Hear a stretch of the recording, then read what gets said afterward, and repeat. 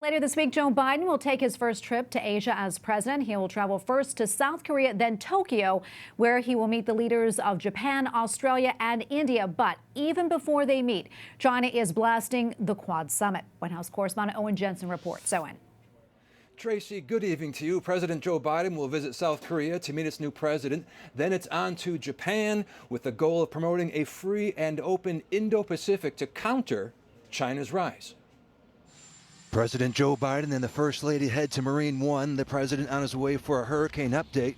The First Lady off to Ecuador, Costa Rica, and Panama ahead of the Summit of the Americas next month in Los Angeles. The White House is also focused on the president's trip to South Korea and Japan. In the press briefing room, National Security Advisor Jake Sullivan laid out the vision. He'll have the opportunity to reaffirm and reinforce two vital security alliances, to deepen two vibrant economic partnerships. But China's foreign minister criticized what he called negative moves by Washington and Tokyo against Beijing, commenting what arouses attention and vigilance is the fact that even before the American leader has set out for the meeting, the so-called joint Japan-U.S. anti-China rhetoric is already kicking up dust.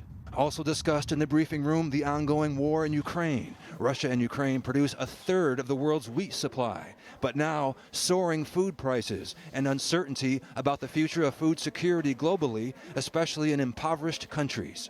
It is Russia's war of aggression against Ukraine and nothing else that is stopping tens of millions of tons of food from getting out of the breadbasket of Europe, Ukraine, and onto the world market. And as Finland and Sweden look to join NATO, President Biden released this statement saying he welcomes the move, adding, by joining NATO, they will further strengthen our defense cooperation and benefit the entire transatlantic alliance.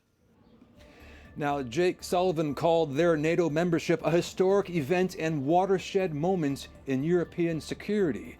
And tomorrow, President Biden will welcome the President of Finland and the Prime Minister of Sweden to Washington. At the White House, Owen Jensen, EWTN News Nightly.